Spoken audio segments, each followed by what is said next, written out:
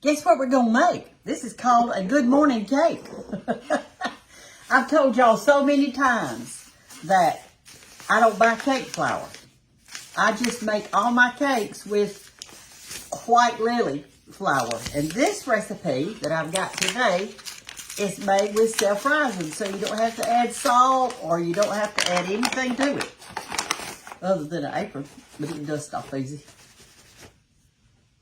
It's all right. I'm not doing any good today anyway. The reason I'm baking today, y'all, is it finally got cooler. It's 70-something degrees outside. I can't believe it. I'm so excited. So what we're going to do, I've got some people coming this morning, and so I'm going to make this good morning cake. And you drink it with, you eat it with coffee. You just have your good old cup of coffee and some good morning cake. And that's the way to say good morning. Got me a mixing bowl out here, and I've got my sifter. And yes, I don't wash it every time. You're not supposed to. And it's going to take one. Let me get my recipe over here so I'll make sure we get it right. If you want to write it down, that'll be just fine and dandy. We're going to have 1 cup. Let me find it. Of self-rising flour. So I'm going to get me a measuring cup. And I'm going to measure 1 cup of this flour into here. Now, this is your white lily self-rising. And y'all, if you have this, you do not have to buy cake flour. This is a real fine ground. It's just really good flour. I'm going to put it down in there to level it off a little bit. I'm going to sift mine. When I'm making cakes or stuff like that, or even biscuits, I sift my flour. There we go. There's 1 cup. I'm just going to put it in my sifter. We're going to move this off to the side. We're through with it. Y'all are going to love this cake. You may want to make, once you see this video this morning, you may actually want to go ahead and make it.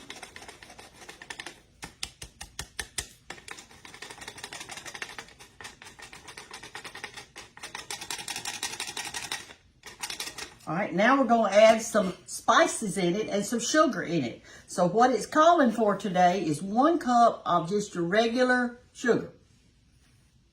It's also calling for a cup of brown sugar. Now I just got the light brown one. If you have dark brown, well, just go ahead and use it. You know what I'm always saying is use what you got. So we got our cup of sugar of that, and we're going to put a cup of sugar of your brown sugar in it. I'll just use the same measuring spoon. We don't want to measuring cup. Y'all don't like to mess up stuff either, do you? I sure don't. I got the other day, I was reading some of the comments, and one person from, I want to say it was Michigan. Good morning, Michigan. They had 60-something degree weather there that day. And I'm thinking, that sounds so good. But today it's in the 70s in Andalusia, Alabama. So it's baking weather. Baking weather has come, y'all.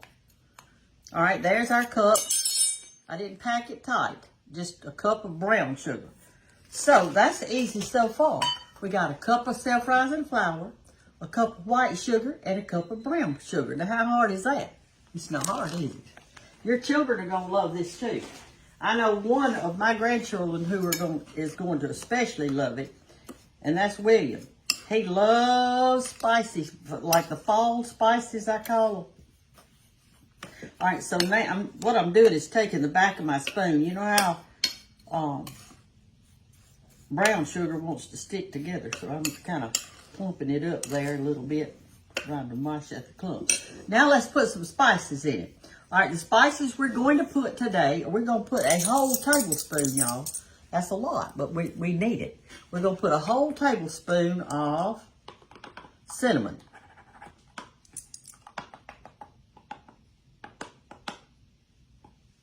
A whole tablespoon. And we're going to put a teaspoon, let's find it on here. I think it's this one. Yep. Of cloves. Your cloves. All right, let's put a teaspoon of cloves. The reason we're not putting much cloves is a strong spice. You just don't need much of it. There you go, a teaspoon of cloves. And let's give that a little bit of mixing this morning before we do anything else. We want to kind of stir that around before we put any wet ingredients in there, that's for sure. All right, let me go over it. 1 cup of white sugar, 1 cup of self-rising flour, and 1 cup of your light brown sugar.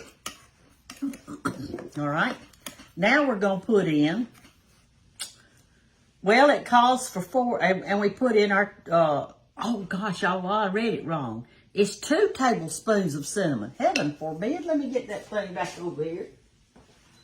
I read it wrong. It's 2 tablespoons of cinnamon. Can you believe that? Sorry. I don't know what the world I was thinking. Another tablespoon of cinnamon. Glory me, we get the cinnamon today.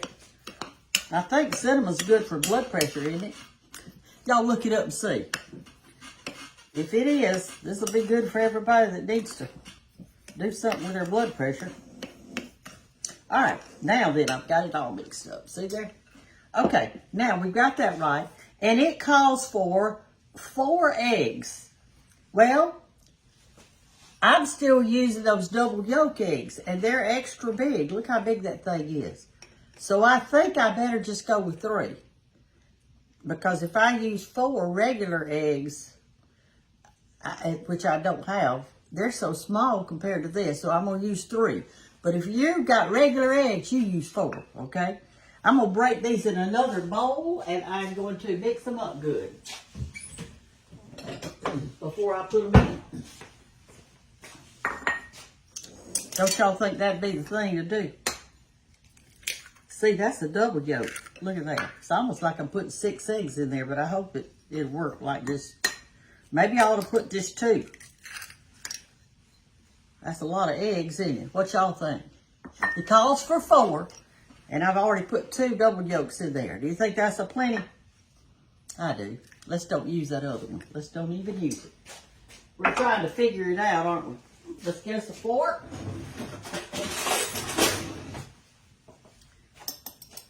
Beat these up good. I like to beat them over my mixture just in case some spills out. Y'all, also what this is going to do, you know how when fall gets here and you start baking and your kitchen starts smelling extra good because you've got something good in the oven cooking? I imagine today, no kidding, I imagine you have every single ingredient that goes in here. Every single one of them.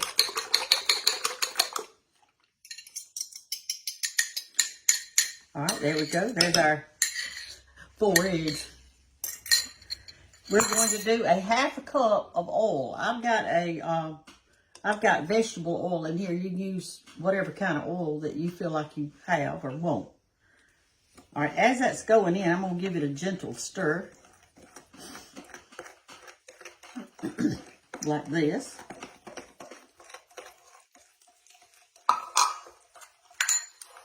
Move some of our stuff back over here out of the way.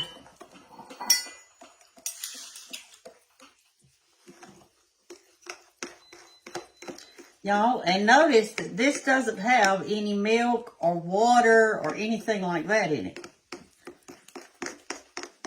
Just got what I just put. That's it.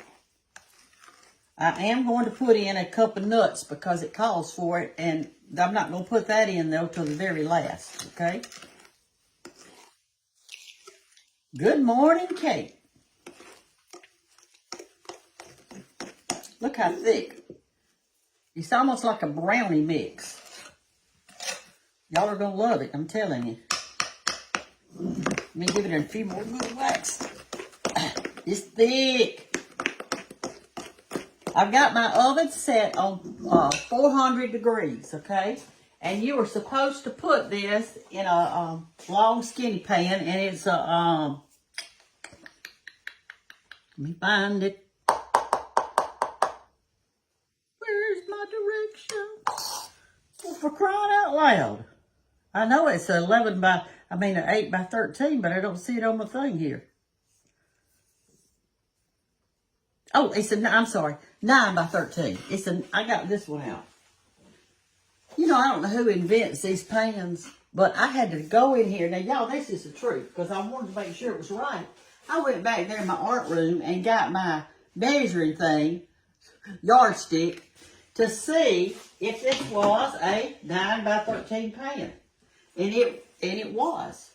But sometimes you can't tell by looking. I don't know why they don't just write it on there for us. Here's a cup of pecans. You want to chop those. If you don't have pecans, put in walnuts or what other kind of nut. If you have a nut allergy, then don't put in any of them. All right, here we go. There's our pecans. Look how thick it is now. Okay, let's grease our pan. Here's our pan. I'm going to put just a little bit of grease on it. That's to make sure it'll come out good when we cook it. Now, it doesn't have to cook but 30 minutes. According on your oven, you may want to stick a skewer in it just to make sure, okay? We put a little bit of flour on it, just for good measure.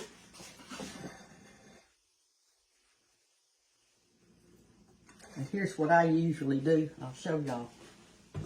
To get my flour to go around, I just put me a rag down there and I bump it on that side. Bump it on that side. That's what I do. If you're afraid you're going to break your pan, well, you do it like you do. Okay. Now I'm going to just dump this in the trash can right over here.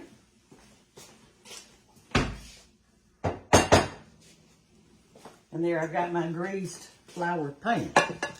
Now we're going to put our mixture in here. And since it is so thick, we're just going to have to spoon it in a little at the time.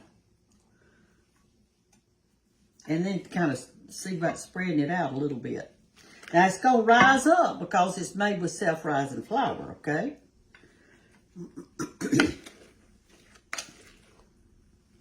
We don't want to waste any of it either. Your kitchen is going to smell so good when your little guests get there to have their little cup of coffee with you. This also would be a nice thing to take to, let me get a different type of spoon. This one isn't grabbing it out like I want it to. This would make a nice thing to take to somebody that was sick or had a new baby or whatever the case may be. All right, y'all, have we got it all out? I think so. I'm not going to let y'all lick the bowl today. We're going to put all our stuff in here. I think Mother deliberately used to leave a little bit in her bowl when we were little, just so we'd have something to lick out. She always let us lick the beaters and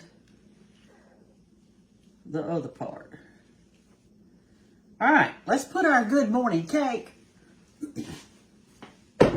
in our 400-degree oven. Now, let me pull a little bit to right here because I don't have any in that corner. All right, it doesn't look like much is in there, but it's going to rise up. All right, there we go. Like this. Let's put it in our oven. And time it. It's 10 minutes till 7. So I got up early today. It's 10 minutes till 7. So we'll let it cook till 7:20 and it'll be ready for our coffee and some good cake this morning.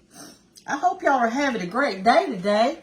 Hope everything's good and that your toes felt good. I slept good last night, y'all.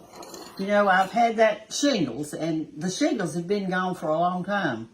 But I've still got that pain right through here. And so I got me a hot pad, not hot pad, listen to me, look at that. I got me a cold pack. And I wrapped it in a dish towel, and I slept with that cold pack last night. I just put it right here. And it helped. And so I didn't get up one time during the night. And I went to bed about 9 and got up about, I don't know, it was maybe 3:45 or something like that. So I've had a good night's sleep. I feel good today. Thank the Lord. And I'm going to feel even better when I get to eat some of this good morning cake with you. And I'm going to be back in just a minute, and that's what we're going to do in 30 minutes. You just wait on me. Hey, y'all, I just got a good morning cake out of the oven. I got to show it to you. Let me show it to you. Look. It cooked the regular 30 minutes like it said. So that's good. I'm going to let it cool just a minute or two before we take a bite. Okay, y'all. I've let it cool 10 minutes. And I cut me out a centerpiece. I cut me out a centerpiece. It came out good. And I think today I'm going to serve it on this pretty little plate. I have a little set of these. And to me, they're so pretty. Oh, the crumb fell down in there, didn't it? And so I think it would be good with a pat of butter on the top. So I'm going to put it. Since it's a breakfast, well, it doesn't have to be a breakfast cake, but y'all hear my old squeaky door? Does that remind you of your grandmama's house? Squeaky. What I remember is squeaky screen doors. That's what I remember. And when you ran out of it, it slammed. And they'd say, quit slamming that door. All right, so I keep my butter on a butter dish. Y'all know that. Now, that's 2 sticks on there this time. I'm just going to put just a little bit on here. If you had, and my cake's still warm, so you see how that's melting on there. A little bit of butter. You don't have to put it on there. But I'm going to eat a piece with y'all before everybody gets here. Okay, and I'm going to serve it on these, and I'm going to use my grandmother's little napkins. She made these. I want you to look. You know, I always use cloth napkins, but I want you to look at this. This was an old tablecloth. And in your cookbook, you can see these, because I put them in there. I want to make sure that Big Mama's tablecloth got in there.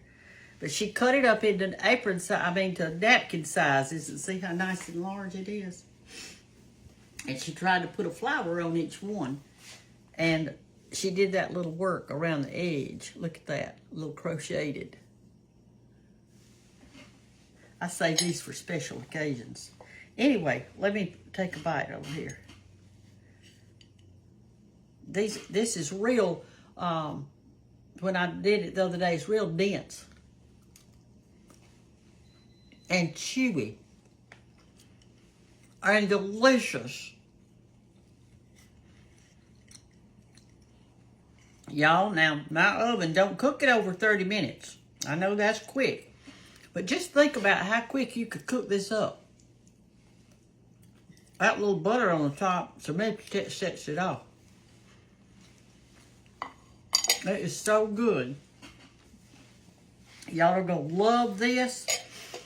You've got all the ingredients right now in your kitchen. I know you do. Don't tell me you don't. So get up off your lazy boy. You've had a good night's sleep. Get there in the kitchen. If you don't have that 9 by 13 pan, you can cook it in a skillet or, you know, like a black skillet or something. Just remember to grease it good. And go ahead and fix you some of this. And make you a pot of coffee. And call your neighbor over there. You've got everything it takes. Get you some white lily. Remember now, self-rising. You got to have a self-rising. It is so good. Y'all are going to love it. Make it, please, and let me know how it turns out. Show me a picture. Put your napkin beside a little plate and take a picture of your piece of it. We'll share. Love y'all. Bye-bye.